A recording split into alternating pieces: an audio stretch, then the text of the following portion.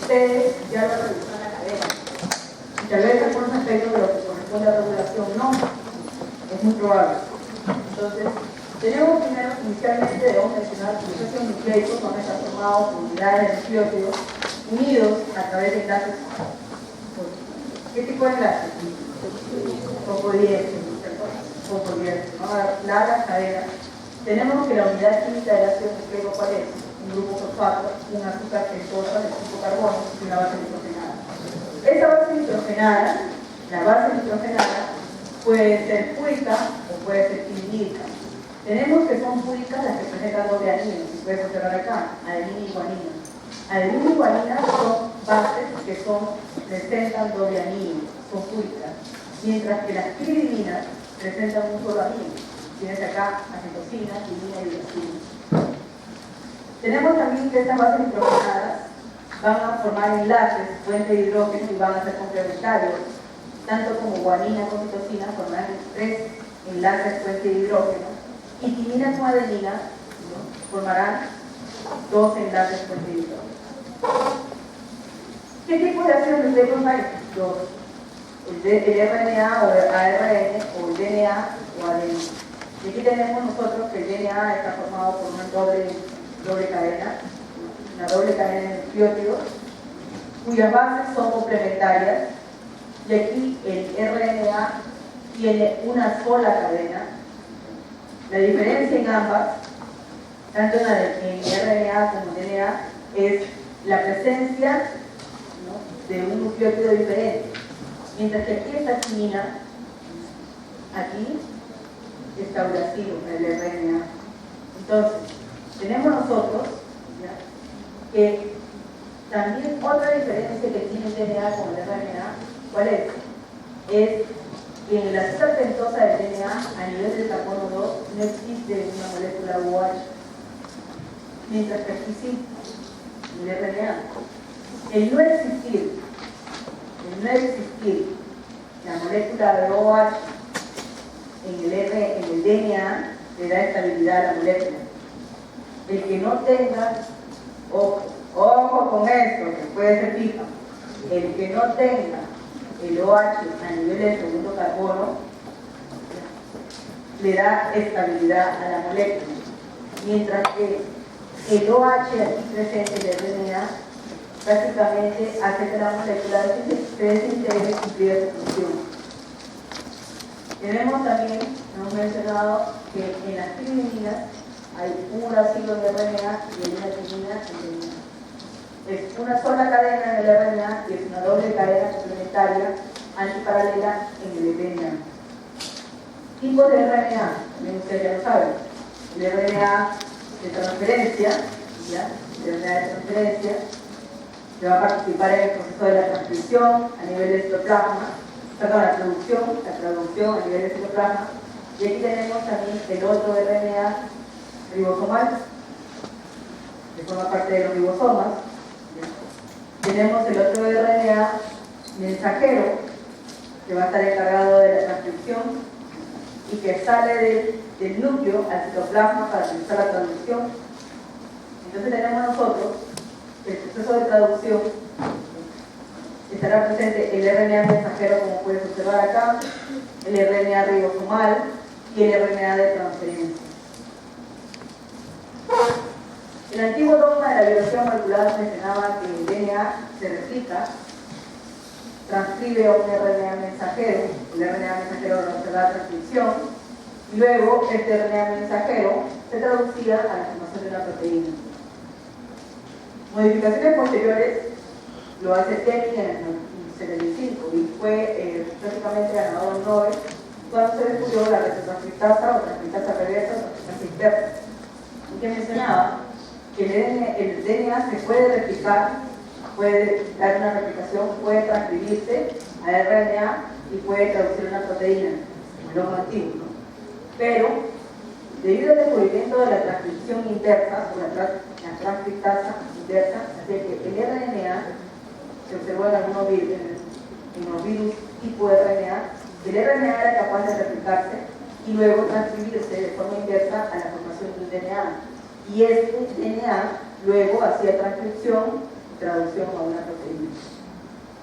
¿Cuándo se observó eso? Por ejemplo, un ejemplo de la infección de la transmisión reversa lo podemos ver en el virus del VIH. El virus del VIH tiene un RNA viral. Tenemos aquí el linfocito T, tenemos que el virus del VIH inserta el linfocito T, deposita prácticamente todo el RNA, ingresa el RNA, y tenemos que la transcriptasa inversa que está unido al RNA del virus, va a hacer una transcripción inversa de tal forma de formar una doble cadena de DNA del virus. Esta nueva cadena de DNA vírico se integra al núcleo de la célula huésped y, como puede observar, se va a integrar al DNA del linfocito T. Luego, aquí habrá una replicación de todo este DNA, una transcripción, y observará que se va a producir una traducción para formar nuevas proteínas víricas.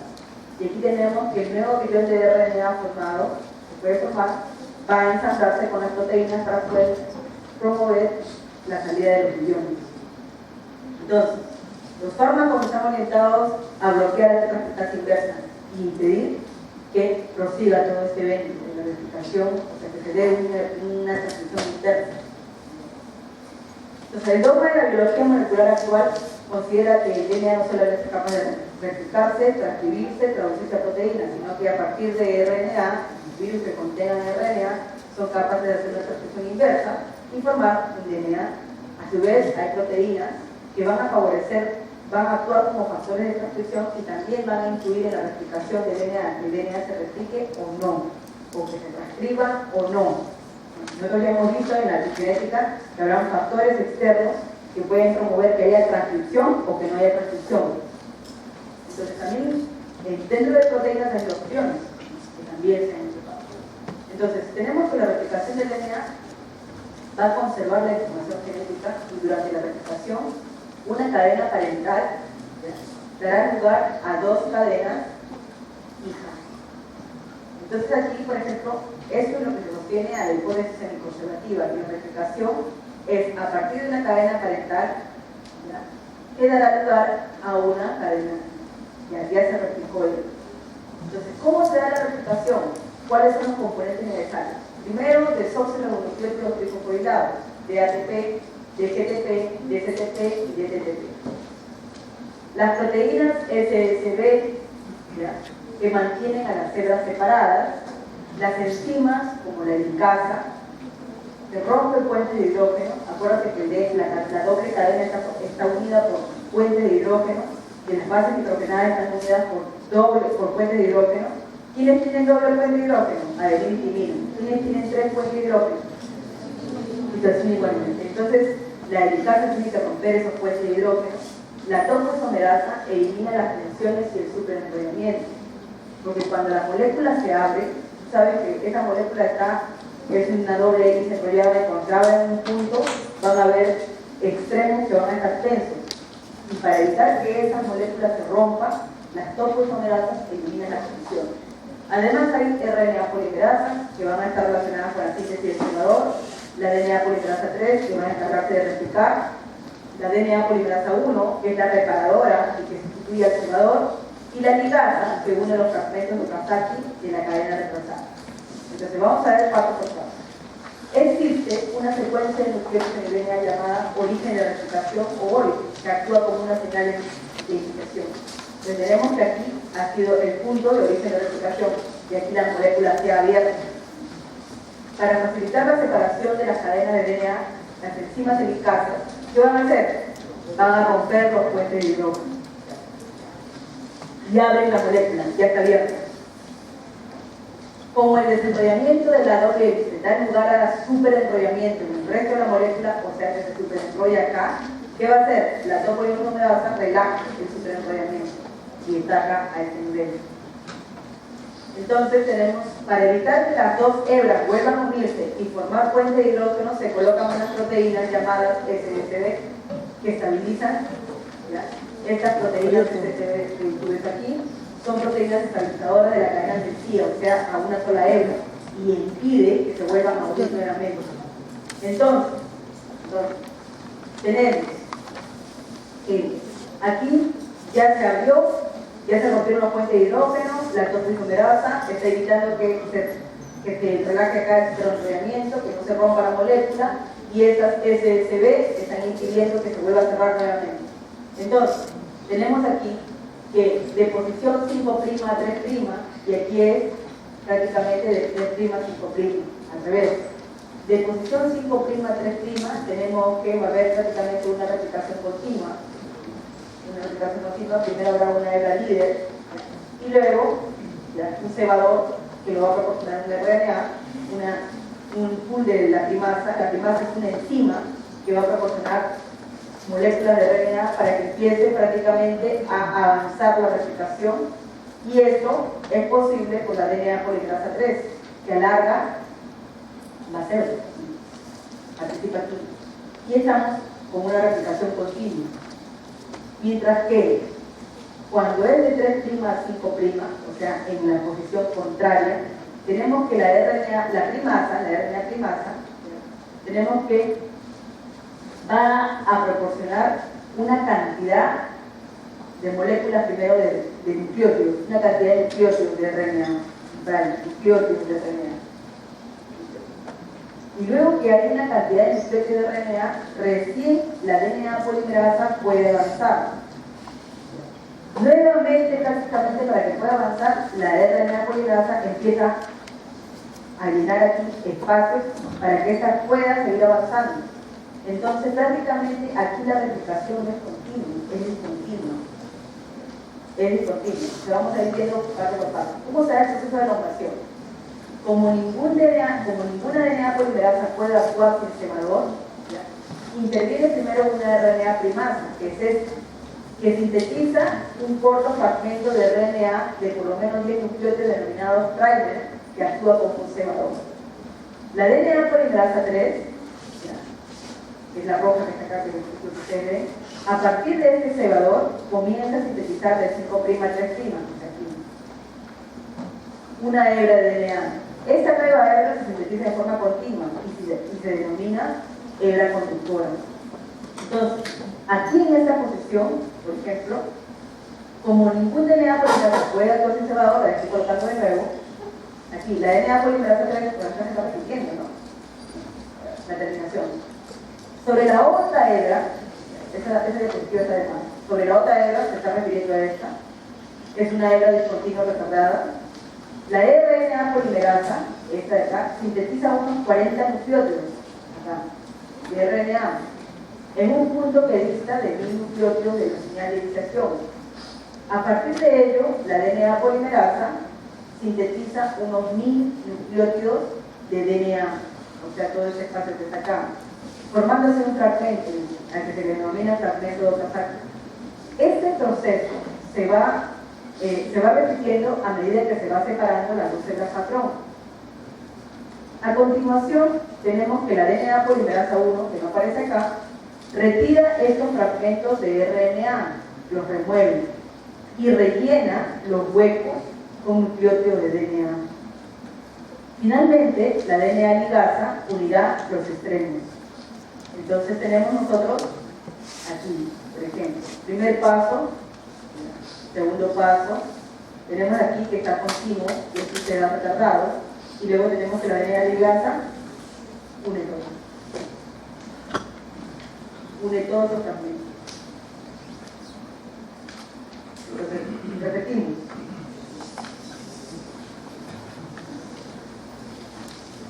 Acá, el proceso de la elongación.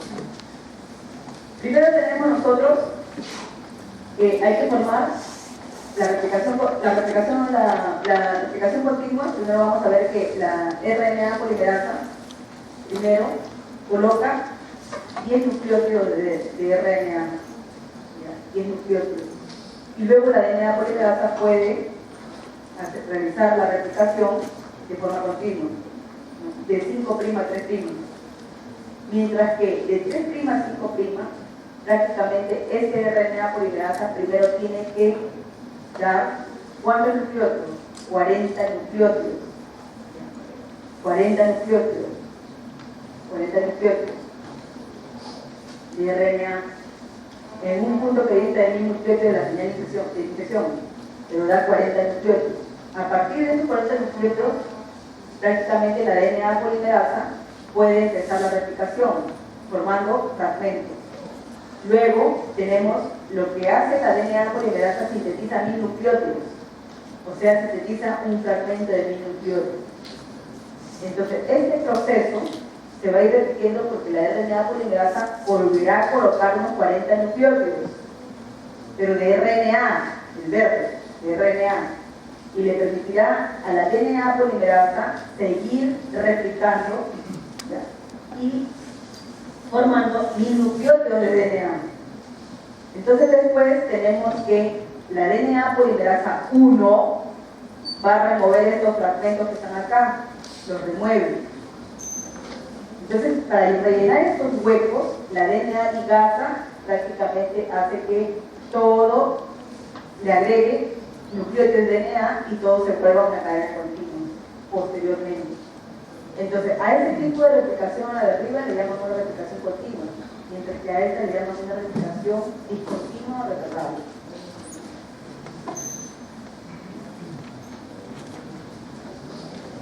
Pues, continua, ya ven la DNA ligasa que está captando. La DNA polimerasa que está removiendo los huecos, retira los segmentos y después la DNA ligasa que empieza a marchar todos los otros. La replicación de DNA en eucariotes. Entonces la gente que está atrás, yo no sé qué se han ido atrás, acá hay sitio ya. Y no voy a avanzar hasta que bajen de una vez, apúrense. Como si hubieran bien aprobado, en el fondo. Miren acá, avancen. Avancen de una vez. Avancen. Los que están al fondo, digo, los que están al fondo.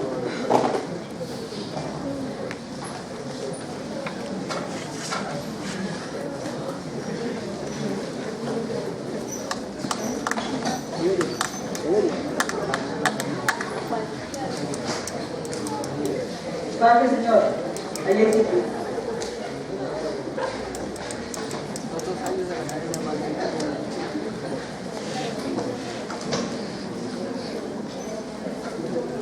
La señorita que está al fondo, acérquense acá más adelante.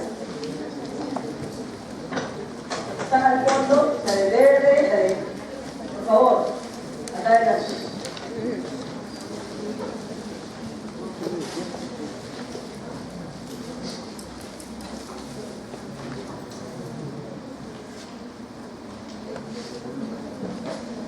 ¿Por qué ustedes no en casa se les está dando que vengan a caer? ¿Qué pasa?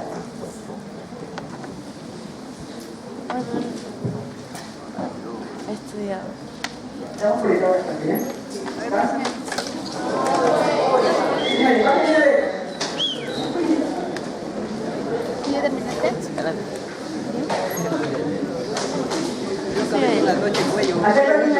Acá también pueden chatearle su celular. Acá también se puede.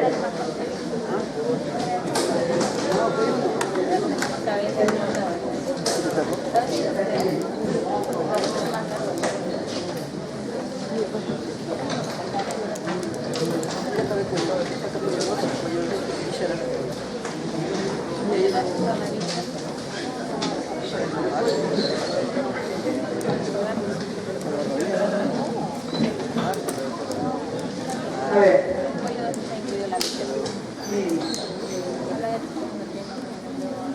Yo ya les dije, la vez pasada, no va a haber verano. Ustedes tienen estrés.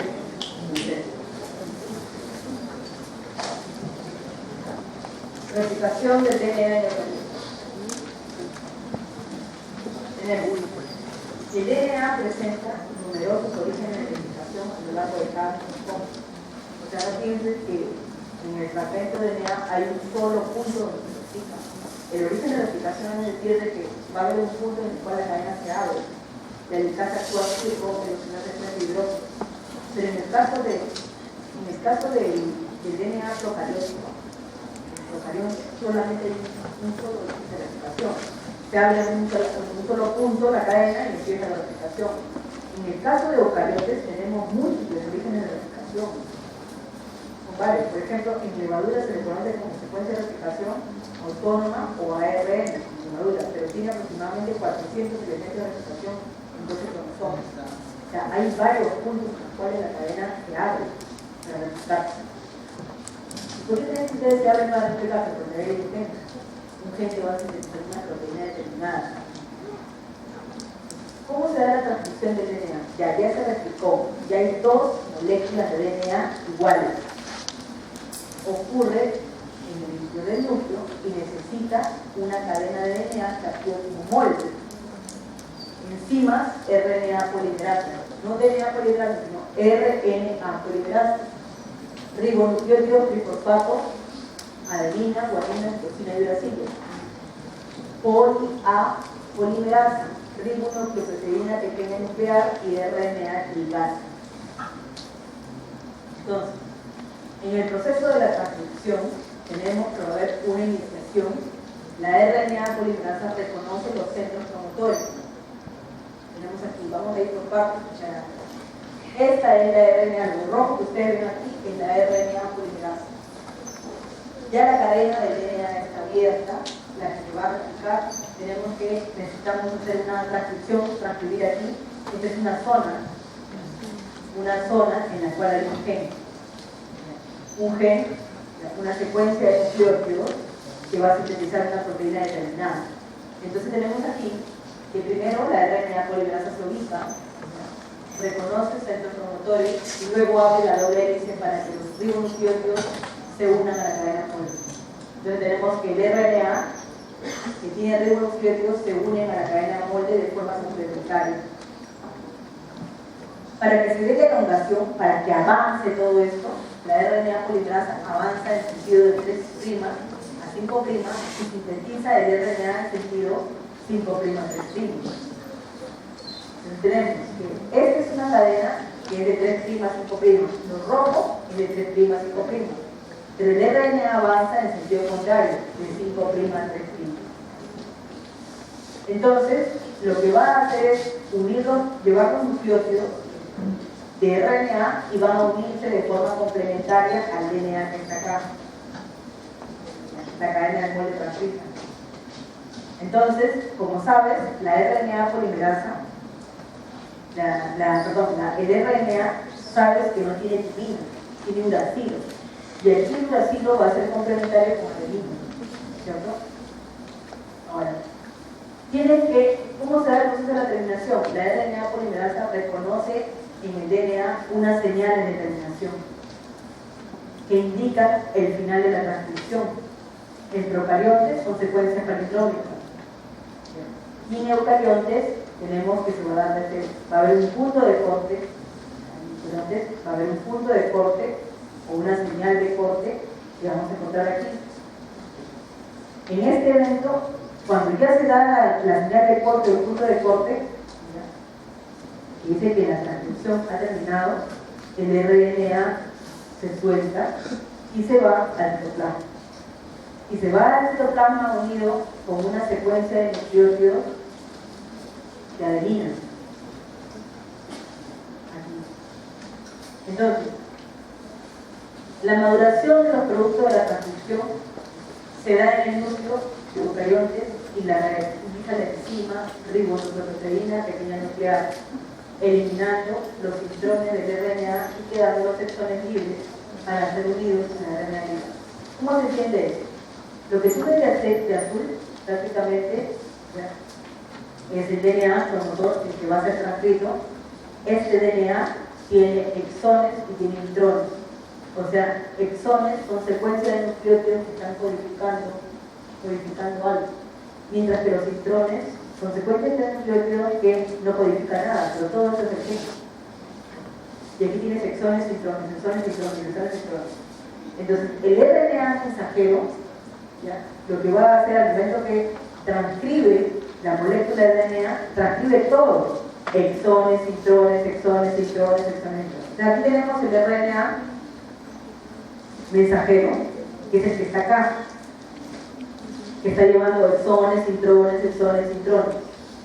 Entonces tenemos aquí que esta cadena de RNA tiene una cola de poliadeninas, una cola de poliadeninas, tiene exones, tiene intrones, tiene exones, tiene intrones y exones, y además tiene una cabecita que está formada por el CAP, que es el 7-metilguanosina, en la posición 5', y en la posición 3' tiene a la cola poliadenina. Tenemos que esto ¿ya? Sucede en el núcleo del eucariote. Entonces, ¿a qué le llamamos la maduración de los productos de la transcripción? La capacidad que va a tener la RNA pequeña nuclear de eliminar estos intrones y quedarse únicamente con los exones, que están acá, que son los que codifican realmente para una proteína. Pero este RNA mensajero maduro tiene la cabeza de la 7-metilguanosina y tiene la cola de poliadenina. Este RNA maduro es el que se va a ir a la traducción, va a traducirse para formar una proteína, pero ya no tiene intrones, solamente tiene exones. Para que tengan una idea, esto por ejemplo, esta es una secuencia de nucleótidos. Aquí estamos de 5' a 3'. Esta es una molécula de DNA, una secuencia de nucleótidos. Y esta es prácticamente la secuencia de nucleótidos de la interleucina 2 humana. Todo esto. Pero esta secuencia de DNA tiene intrones, ¿ya? Tiene exones, tiene intrones, tiene exones, tiene intrones, tiene exones. O sea, esa secuencia de DNA prácticamente tiene que, al madurar, tiene que eliminar los intrones y solamente quedarse con la parte verde oscura, porque esas tienen los exones. Esas zonas son las que luego se van a juntar en una sola cadena cuando se eliminen todos los intrones, para en esa zona en donde que participa en la traducción va a formar la interleucina 2 humana. Es así. O sea, lo que ustedes ven como un dibujito aquí, que es así, ya. Esto es algo simbólico nada más, tú entiendes. Pero realmente, por ejemplo, una porción de un gen va a tener toda esa secuencia, con intrones y exones, intrones y exones. Aquí está inicios, codón de inicio, en el exón, habrá el codón que te determina parar la traducción. La cola poliar, que se puede cerrar acá, pero no se puede hacer de nucleótidos. Y existe la caja tata, que está relacionado con el proceso de la regulación génica. Entonces tenemos que estar un poco lejos cuántos nucleótidos del exón. Entonces ver que para que este DNA, ¿ya? Este es un DNA, transcribe al RNA, ¿ya? Es una secuencia de RNA. Tiene que pasar al proceso de maduración y eliminar todos los intrones, y recién esta parte va a traducir a una proteína de interleucina 2 humana. Entonces, tienes tú que habrá diferencias en el proceso de la transcripción en eucariontes con procariontes. ¿Por qué? Porque el proceso de procariontes, la transcripción y la traducción, todo se da en un solo espacio. Mientras que en eucariontes tenemos el núcleo, el citoplasma, ¿no? Tenemos que el proceso de la transcripción se da en el núcleo y el proceso de la traducción se da en el citoplasma. Además, tienes que en el DNA nuclear de un eucarionte habrá intrones y exones. Habrá un proceso de transcripción. Aquí se adicionará en el proceso de transcripción del RNA transcrito primario, se adicionará las poliadeninas, la cola de poliadenina y también la cola CAP. Luego habrá el proceso de maduración del RNA, conocido como splicing. En este evento tenemos ya el RNA mensajero, que está conteniendo la cola poliar y la cabeza CAP, que va a ser exportado al citoplasma. Recién esta molécula podrá pasar por el proceso de traducción para formar una proteína. Mientras que en procariontes no hay exones, no hay intrones, todos son exones. En procariontes no hay intrones, todos son exones. Y tenemos RNA mensajero y proteína. ¿Dónde habrá compartimentalización? En eucariotas. En procariotas no. Lo que tenemos aquí, como ya observaste, este evento que está acá, prácticamente la RNA antes de madurar, lo ven aquí ustedes, antes de madurar. ¿Ya? Después de madurar tienen que salir prácticamente con exones para producir interleuquina 2. Y estamos hablando solamente de una proteína. ¿Cuántas proteínas usan? Insulina, glucano, todas las proteínas hormonales, todas las proteínas que participan en el metabolismo, todas las proteínas que vas a utilizar, todas las proteínas que tienes que utilizar, colágeno, etc. Todas estas pasan por este evento. Entonces tú tendrás DNA prácticamente regiones que no están expresando a una proteína y regiones que sí expresan a una proteína y que son pocas el número de nucleótidos. Si juntamos estos exones en una sola hebra, vamos a hacer así, juntamos todas las hebras de todas las proteínas, tenemos que es menos, esta secuencia de nucleótidos es menor que la secuencia de neutrones. Tienes más secuencia de neutrones que no codifica para una proteína que exones. Es así. Bien. Características del código genético. Tenemos que está organizado en tripletes o colones. Cada nucleótido en triplete se determina un aminoácido, es degenerado. Existen más tripletes o colones que aminoácidos, de forma que un determinado aminoácido puede estar codificado por más de un triplete. Vamos a ver. Es no solapado o sin superposición. Un nucleótido solamente pertenece a un único triplete. Que te dice la lectura es sin comas y espacios en blanco. ¿Se está refiriendo a eso? Es universal. El mismo triplete de diferentes especies codifica para el mismo aminoácido. La principal excepción a la universalidad es el código genético mitocondrial. O sea, si la mosca codifica para eso, así codifica para el aminoácido también. Si la levadura codifica para tal, así también. Es universal. Ese triplete codifica para un tipo de aminoácido para ti, para el pollo, para el perro, para la rata, para etc. Para el mismo aminoácido. Entonces es universal. Ahora, el código genético mitocondrial es la única excepción a la universalidad del código genético nuclear. En algunos organismos, los aminoácidos determinados por el mismo triplete o codón son diferentes en el núcleo y en el codón. Por ejemplo, organismos con codón, UAG, UGA. ¿Qué significa el código genético nuclear? El fin de la producción. Ahí termina la producción. Pero ¿qué significa el código genético mitocondrial? Formar triptófano.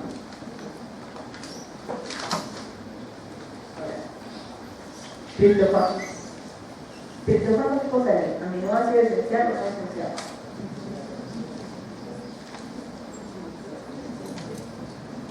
Es esencial. Nosotros no lo producimos. Lo producen las plantas, lo producen las plantas.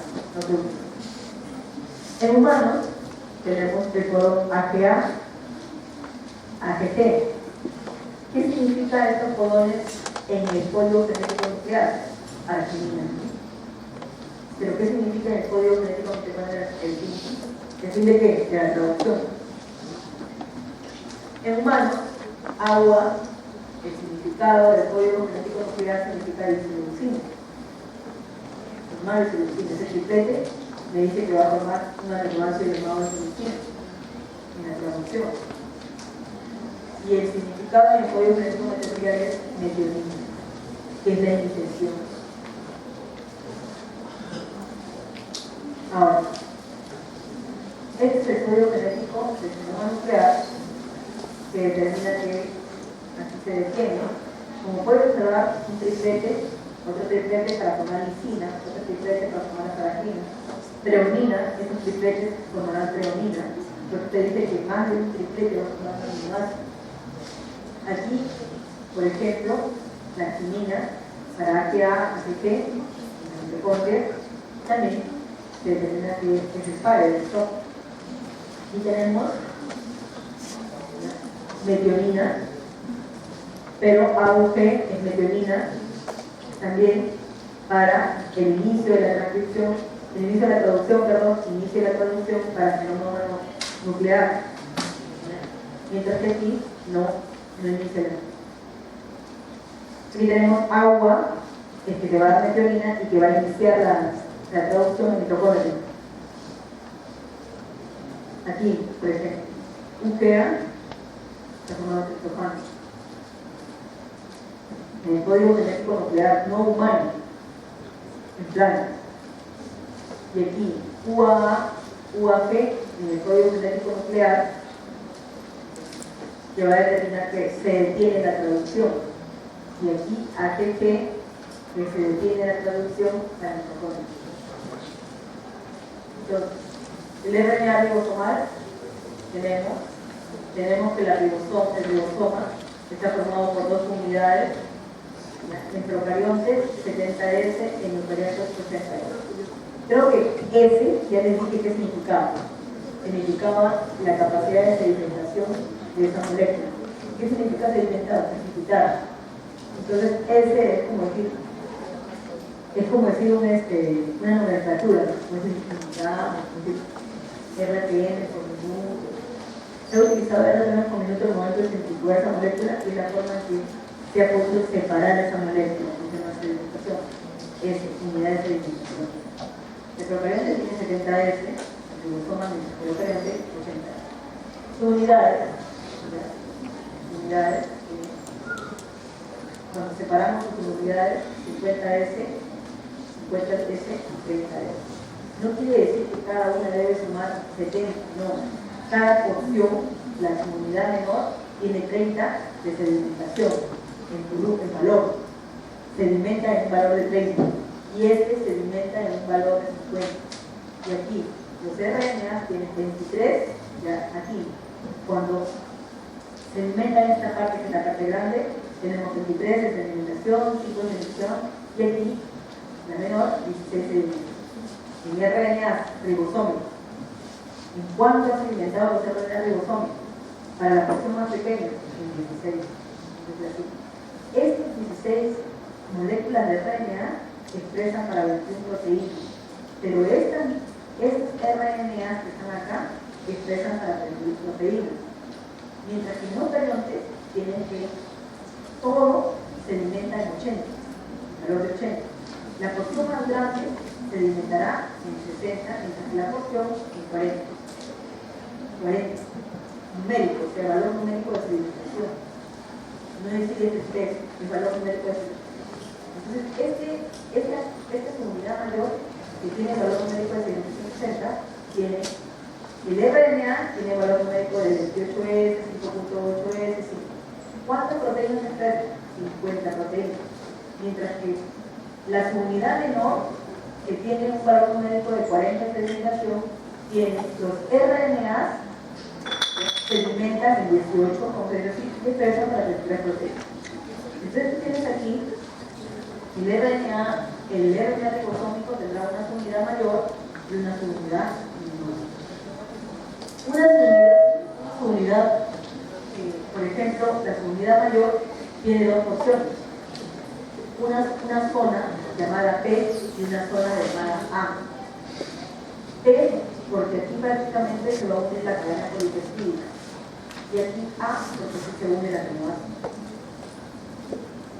Vamos a ver más mejor cómo se va este proceso después. Ahora, el RNA de transferencia. El RNA de transferencia, como tú lo puedes observar acá, es un RNA, una secuencia de nucleótidos que está trayendo al anticodón. Quiere decir, a la secuencia de nucleótidos complementarios al RNA mensajero. Tiene que el RNA mensajero está aquí, que tiene un triplete: guanina, citosina, adenina. El RNA de transferencia tiene que traer al complemento de este triplete de nucleótidos del RNA mensajero. Entonces tiene que traer, si este es el codón, tiene que traer al anticodón. Este es el codón de alamina, el codón que va a expresar alamina. Entonces tiene que traer a su complemento, ¿ya? Aquí, al anticodón de guanina, citosina, de citosina guanina y de adenina uracilo. Este anticodón que está trayendo, si puedes usar aquí el orden de transferencia, está trayendo alamina. ¿Cómo se hace este proceso? Primero, tenemos minerales del núcleo, luego en el citoplasma sucede la traducción.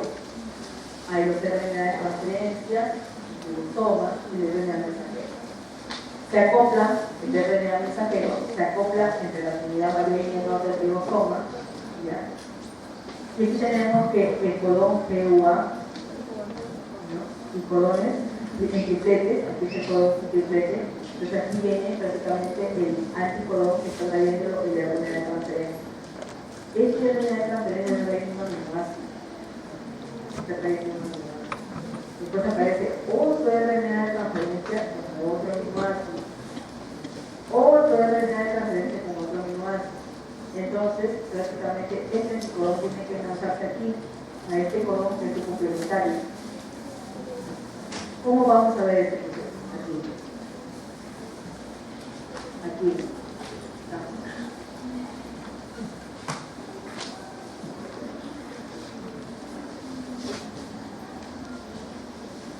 Primero, tenemos acá el RNA mensajero, el ribosoma, su unidad mayor, su unidad menor, la zona P, la zona A, el RNA mensajero AUP está trayendo al aminoácido metionina. AUP está traduciendo para metionina. Entonces, ¿quién trae a metionina? El RNA de transferencia. Este anticodón que no lo vamos a sacar está complementado con AUP. Inicia el proceso de la producción. Luego, en el siguiente codón viene el otro anticodón, GPC para CCG. Dice que el RNA de transferencia está trayendo glicina.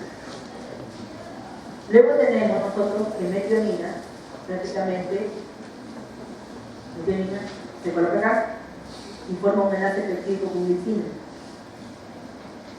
Estaba acá en la zona aminoácidica. Forma un enlace peptídico entre ambos aminoácidos. Entonces aquí te está quedando libre prácticamente. Sobre eso. Disculpen. Es acá. Aquí estamos. Ya están aquí. Aquí están en la zona polipeptídica. ¿Está bien? Ahora luego metionina hace un enlace peptídico con glicina. Y luego tenemos que esta zona se queda sin aminoácidos. Entonces, esta zona sale. Este RNA de transferencia se libera. Y lo que estaba acá avanza a este lado. Y deja el espacio libre para la llegada de otro RNA de transferencia que está trayendo el anticodón complementario a este codón, que lo está trayendo a otro aminoácido. Un nuevo complejo de transferencia. ¿Qué va a pasar con esto? Formará un enlace peptídico con este nuevo aminoácido. Este quedará libre, ¿cierto? Y después se remueve. ¿Y qué va a pasar con lo que estaba acá? Avanza. Entonces, tiene que metionina y glicina formarán un enlace peptídico con este nuevo aminoácido, la quina. Este lugar queda libre y se remueve. Y aquí tú puedes ver que este RNA de transferencia está llevando una secuencia de aminoácidos, ¿cierto? Una secuencia de. Entonces esta zona libre se remueve y todo esto avanza hacia el nivel. Entonces, y luego van avanzando hasta llegar a un codón que te dice se acabó la traducción, se terminó. En ese momento, cuando se acaba la traducción, esta cadena polipeptídica se suelta. Se suelta y se desconfigura prácticamente, el RNA mensajero se destruye, ¿ya? Y las dos moléculas de RNA ribosómico también se separan, no se destruye, lo que se destruye es el RNA mensajero, y esta cadena polipeptídica formada prácticamente es la secuencia de exones Por ejemplo, si ponemos el caso de interleukina 2, ¿ya? Y nosotros estamos acá con los exones de interleukina 2, ¿ya? Va a empezar la traducción y interleukina 2 tendrá prácticamente, habrá un codón que le dice, se terminó la traducción, ¿ya? Acabó la traducción. Entonces, esa cadena polipeptídica que se ha formado, prácticamente esa cadena es interleukina 2. O sea, en este proceso de aquí, cuando los exones realizan el proceso de traducción, miran cuándo, este es un triplete, este es un triplete, por dónde inicia. Acá inicia la traducción. Este es un triplete, un aminoácido, dos aminoácidos, tres aminoácidos, dos aminoácidos. Tienen que tener en cuenta cuántos aminoácidos tenemos acá. Son varios aminoácidos. Y sabemos que si es más de 50 aminoácidos, estamos hablando de un polipéptido de 50 aminoácidos, estamos hablando de una proteína. Más de 50 aminoácidos de una proteína. Entonces, cuando se da el proceso de la traducción, a la interleukina va a pasar todo este evento que estamos observando acá, hasta que llega a un momento que dice, se define la traducción. Interleukina tiene aquí, cuando llega acá, dice, stop. Ya, aquí terminó la traducción. Entonces, en ese momento, el RNA mensajero se destruye,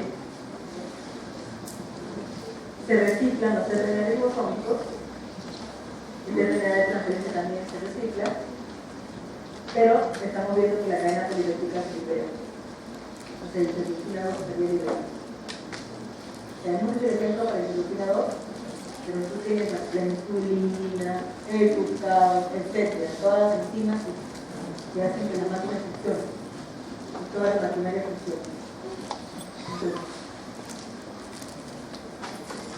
¿qué diferencia hay entre la transcripción de procariotes y eucariotes? En procariotes, el DNA es menos condensado y sin histones. Esa es una fija. En eucariotes, el DNA está unido a histones. Los RNA mensajeros en procariotes no son procesados. En eucariotes, el RNA mensajero sufre un proceso de maduración. Los RNA mensajeros son policistrónicos. Su traducción origina varios polipéptidos, mientras que el RNA mensajero no son monocistrónicos, traducidos con un solo polipéptido. Ahorita vamos a ver qué se diferencia una de ellas. Hay un acoplamiento, transcripción y traducción, ocurre simultáneamente. Todo en el citoplasma. Acuérdense que el procariote no tiene núcleo. En cambio, los eucariotes, la traducción ocurre en el citoplasma con un RNA mensajero maduro que sale del núcleo. En procariotes, un solo tipo de RNA polimerasa transcribe todos los tipos de RNA, mientras que en eucariotes hay 3 tipos de RNA polimerasa. Entonces, cuando hablamos de monocistrónico y policistrónico, ¿a qué se refiere? Aquí tienes a la cadena de RNA, ¿no? La cola poliar de 5' a 3'. Se supone que acá estamos ya con exones. Entonces, decimos que es policistrónico porque puede expresar varias proteínas. ¿Ya? Hay una región codificadora, un sitio de unión al ribosoma y una secuencia de no codificante que no codifica nada. Mientras que en el eucariote tenemos el CAP, ¿no? Son 5, y aquí tenemos la cola poliar. Tenemos un exón, un intrón, y aquí estas son el exón que va a codificar para una sola proteína. En lugar de una ribosoma, se puede codificar nada y la región codificadora. Entienden que esto tiene que antes que se procese el proceso de la traducción, tienen que remover los citrones para que solamente quede esta región codificadora y entre a la traducción. Bien, la regulación de la expresión génica. Tenemos en los procesos de regulación, tenemos que se determina la expresión génica, se va a dar, vamos a ver, son diferentes tanto en procariotes como en eucariotes. En los procariotes se va a dar a través del operón.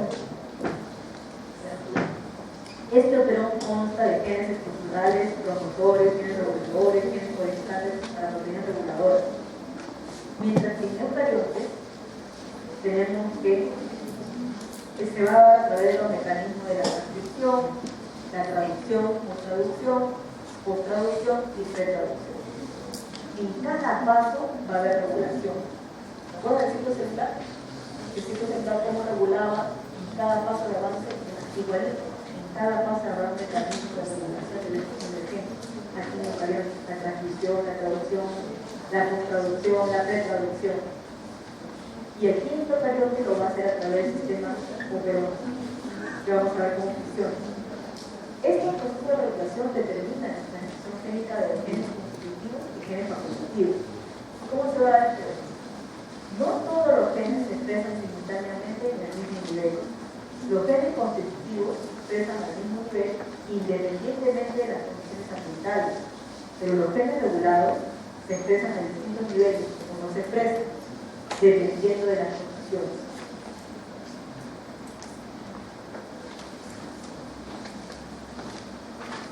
Claro. Por ejemplo, un gen regulado de insulina. Si tú no consumes alimento, no se va a dejar. Si no hay una señal de consumo de alimento, no se va a expresar. Entonces, regular los organismos educados. Si no estás en ayuno, los expresos no sean regulados. No nos relacionamos con trabajos originales. Igual, las hormonas, las enzimas peptídicas. Si ustedes no consumen proteínas, las enzimas peptídicas se van a sintetizar, pero no metabolizar nada, no se considera proteína. ¿Cómo se regula la expresión génica de proteínas? A través del sistema Operon. Aquí vamos a poner un ejemplo de lo que es lactosa. Es en el cual fue trabajado y estudiado. Hay otros sistemas de Operon también. Tenemos acá. El Operon lactosa. Primero vamos a ver todo lo que forma parte del Operon. Esta es una cifra. Así que por favor, presten atención.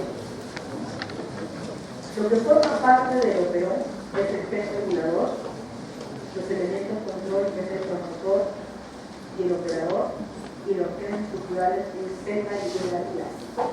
Z va a expresar a una enzima llamada beta-galactosidasa y a una enzima permeasa y a la transilasa, otra enzima. Entonces, todo unido aquí, ya, en el cromosoma bacteriano, son procariotes, genes estructurales Z, A, elementos de control, el promotor y el operador, y aquí tenemos al gen regulador, que va a expresar a una proteína represora. Este gen regulador requiere un inductor, en este caso es la lactosa, que no forma parte de él. Este sería la expresión de cromosoma bacteriano.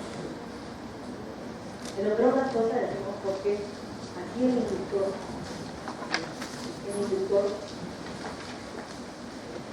regulador, este regulador va a transcribir un RNA mensajero que va a introducir a la expresión una proteína represora que va a estar activa.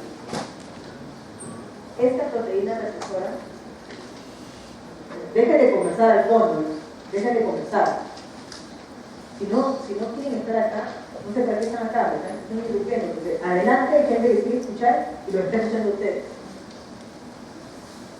Entonces, mira, aquí tienen una proteína represora y esta proteína represora se une al operador. Y el operador es parte de un elemento de control. Cuando esta proteína represora se une al operador, prácticamente la RNA polimorasa no puede utilizar las funciones. No puede. Es inhibido. No puede. Entonces aquí no hay transcripción. El represor impide el acceso a la RNA polimorasa al conector. Entonces, ¿qué necesita? Un inductor. Se requiere un inductor ahí. ¿Quién es el inductor? Tenemos aquí, nuevamente, el gen regulador va a transcribir a un RNA mensajero, traduce a una secuencia polipeptídica que quiera formar la proteína activa. Esta proteína activa se une al operador, pero a esta zona se le une un inductor, la lactosa. que remueve a esta proteína transgresora y hace que la transcripción se dé. Cuando eso sucede, el RNA mensajero transcribe y traduce a las proteínas, a las enzimas, a la beta-galactosidasa, a la permeasa, a la proteína que se están requiriendo para el metabolismo de la bacteria. Este es nuestro lactosa. Bueno, ¿las bacterias consumen lactosa? ¿Consumen o no consumen? Sí, pues sí consumen. ¿O no? Sí, porque como tú no puedes querer la lactosa, ellos rompen ese enlace. No tienen lactasa. Rompen ese enlace, empiezan a producir todos los eventos que tú ya conoces. La inflamación, distensión, todo lo que tú ves, todo lo que tienes. Porque no tienes hábito de haber consumido leche. Eso es falta de hábito. Entonces, hay disminución de la síntesis de individuos en esa secuencia. Esa secuencia que produce la lactasa está prácticamente inactivo por desuso. ¿Por qué? Porque no ha habido un inductor, no ha habido lactosa. No ha habido lactosa que ha hecho este organismo esta manera de producir lactasa. Si no produce lactasa, no puede romper el enlace peptídico. Entonces, ese rompimiento del enlace peptídico lo realizan las bacterias intestinales. ¿Por qué? Porque ustedes no pueden producir lactasa. ¿Por qué? Porque no toman leche, no lo nutrieron desde niños, no lo acostumbraron, se daban té. Por eso les cae mal.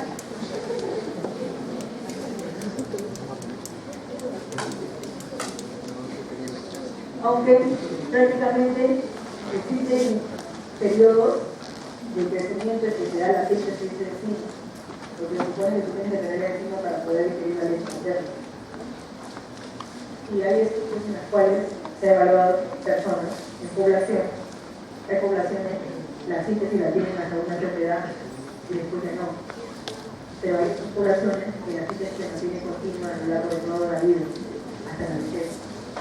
Y es una población pocas en las cuales toda su vida, desde la etapa temprana, nunca dejaron producir la leche. Entonces son de ganadero, no son de leche, y no les afecta, no les afecta nada. En cambio, en la zona donde no ha sido de ganadero, por las estrías, en la zona, toda la zona amarilla no ha sido de ganadero, evolutivamente no ha sido de ganadero. Pero, por eso que para ese tipo de población, la síntesis de lactasa se da solamente a un periodo de 2 años, no de 10 años. Pero ya no, pero si están continuamente, nunca dejan de continuamente, eso ya sabes que genéticamente puede cambiar, la situación puede cambiar, el estilo de vida va a ser que cambie, el metabolismo puede cambiar de acuerdo a tu hábito. Si tú consumas a tu hijo, cuando tú seas papá, consumas a tu hijo siempre ahí, siempre lo vas a tomar. Es igual, si tú consumas la leche bastante mayonesa, todo lo que tú haces, te echan bastante mayonesa, tu hijo hace lo mismo. Va a replicar todo. Y va a ser difícil que él pueda dejar esos hábitos. Si tú fumas y todo, te drogas y todo eso, también. Todo eso. También. Si tú no estudias, si no pasas hambre, esas cosas, también. Ya ustedes nomás, en ambos casos, ustedes ya vieron todos los cambios epigenéticos. Ya vieron ese video, ya vieron todo. Ustedes nomás, ojo con esto. Miren, sin almuerza, sin pasa hambre, sin ayunas, observen.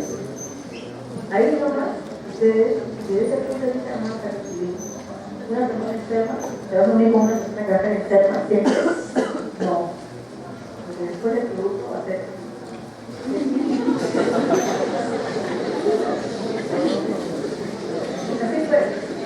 Es igual, tanto para un hombre como para una mujer. Tú te vas a reunir con una chica que es toda anémica, que no come, que es toda blanca, toda pálida, toda feroz, que nunca come. Casi no come un poquito, come como un gato, no me digan eso más.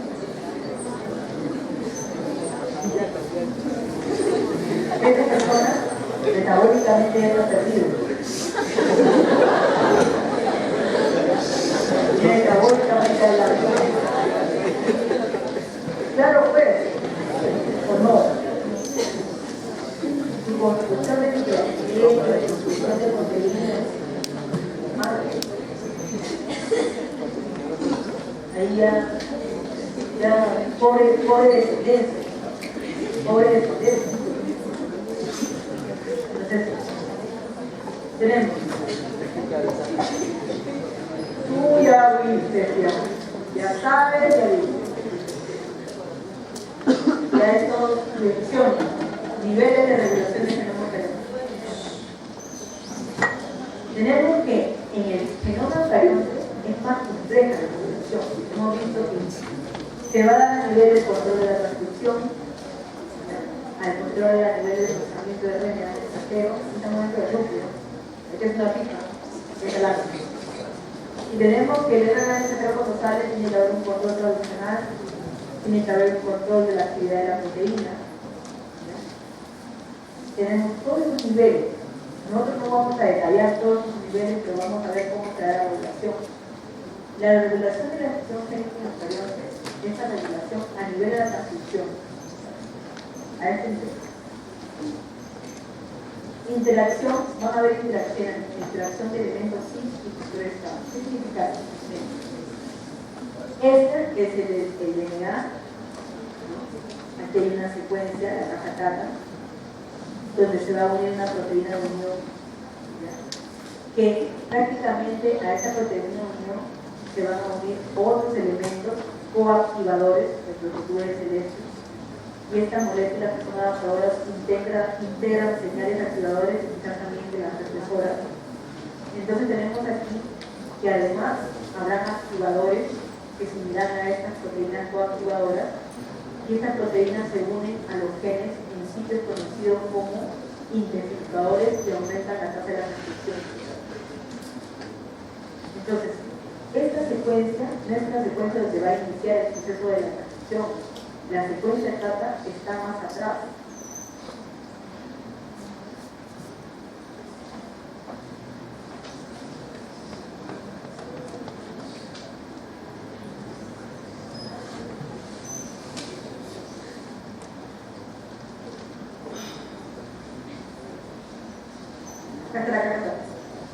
La secuencia Tata. Entonces, mira dónde está la versión codificante, recién acá. Esta es la que tiene exones. Aquí es donde tiene que empezar la transcripción. Aquí es donde se va a empezar, aquí es donde está el gen que va a empezar la proteína. Entonces, mira dónde se une la RNA polimerasa al proceso de la transcripción, a este nivel. Pero previo a eso hay una secuencia donde se van a unir activadores que van a intensificar la tasa de transcripción. Entonces tenemos aquí que además habrán otros elementos, represores o silenciadores, y estas proteínas se unen a series de genes específicos en sitios conocidos como los silenciadores, disminuyendo los niveles de transcripción. Puede haber estos silenciadores que se unen a sitios de genes específicos, pero además en los silenciadores pueden haber intensificadores que van a favorecer la actividad de los activadores y estas proteínas coactivadoras que se unen recién a la transcripción. Estos factores de transcripción basales es en respuesta a señales de los activadores, y estos factores se sitúan en la RNA polimerasa, en el sitio de inicio de la transcripción, inician el proceso de la transcripción. Por ejemplo, cuando nosotros hemos hablado de activadores, activadores de proceso de transcripción, ¿cuál es el que lo vemos con RB? ¿Cuál es el factor activador de la transcripción? Esa proteína E2F, ¿se acuerdan? El factor epidermal, el factor de crecimiento epidermal, ese es un factor de transcripción. ¿Se acuerdan cuando veías el factor de necrosis tumoral? Ese es un factor de transcripción también. Entonces, estos factores de transcripción se unen a este RNA polimerasa en respuesta a señales de activadores y hacen que esta RNA polimerasa inicie la transcripción. transcripción. Pero pueden haber silenciadores que impidan la transcripción.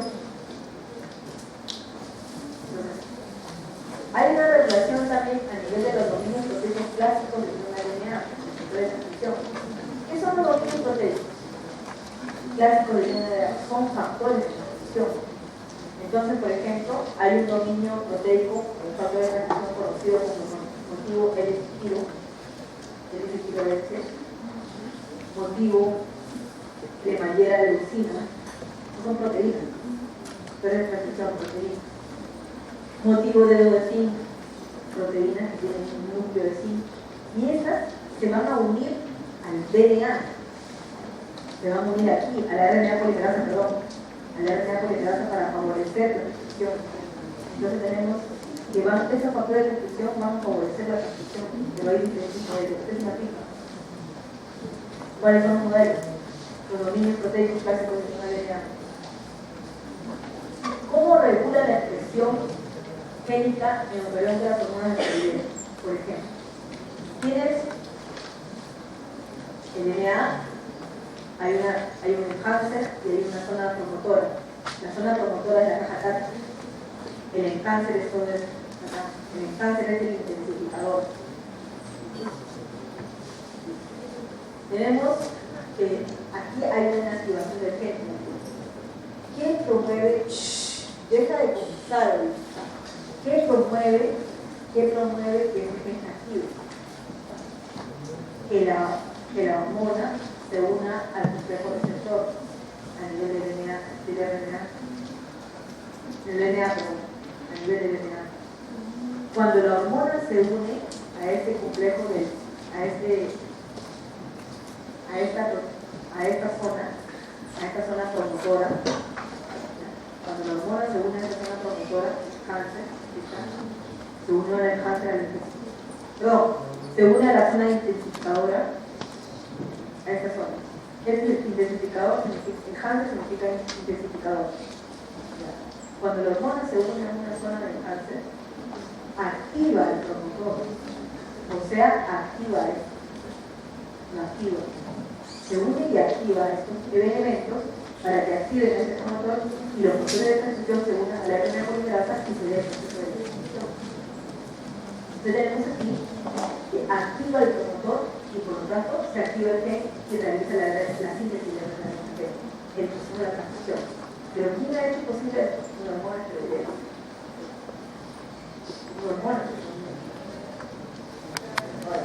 Además, a través del remodelamiento de la cromatina por proteínas de activación génica. Tú esto ya lo has visto en la parte de genética. Sabes que el DNA tiene histonas y esas histonas tienen colas y van sobre el aliento, ¿cierto? Entonces, aquí estas colas pueden modificarse ya sea que se metilan o se acetilan. ¿Qué pasa si se metilan? Se activa la transcripción. Si se metilan, se detiene la transcripción. Eso también hemos visto nosotros en la clase pasada. Metilación del DNA en regiones reguladoras de un gen que se hereda. Por ejemplo, herencia epigenética. ¿Dónde se da la metilación? A nivel de la citosina, a través de la metiltransferasa. Entonces tenemos en regiones reguladoras, regresando. Una región reguladora en el cáncer. O una región reguladora también aquí. Esta es una región reguladora. Regiones reguladoras. Que se metile o se acetile. En este caso se puede metilar y acá se detiene la transcripción. Se metila aquí, todo esto no se va a dar. No se va a activar la RNA polimerasa para que se dé la transcripción. Pero si se acetila, la cola de la histona desenrolla el DNA, le damos que se fue la transcripción. Otra regulación post-transcripcional, la regulación ya post-transcripcional, ya no transcripción, sino post-transcripcional, ya terminó la transcripción y tenemos la maduración del RNA. Tenemos el DNA que está trayendo exones intrones, tenemos el RNA nuclear que va a pasar por un procesamiento de maduración. El RNA mensajero se dará exones para dar o traducir a una proteína específica. Entonces, esto es una regulación post-transcripcional que se debe extraer. Si no se da el slide, simplemente no se va a poder la reproducción. Otra regulación post-transcripcional es el RNA de interferencia o microRNA. Tenemos un microRNA precursor, tendrá una zona de 21 a 23 nucleótidos, los microRNA. Y este microRNA, ya, de 21 a 23 nucleótidos, se va a pegar en un RNA mensajero. Tienes a la cola poliar y a la cabeza capa. Y al pegarse inhibe la traducción. Este RNA mensajero ya no puede traducir. ¿De dónde sacó este microRNA? ¿De dónde salió? Puede ser un RNA viral. Alguna vez ustedes tuvieron un salió.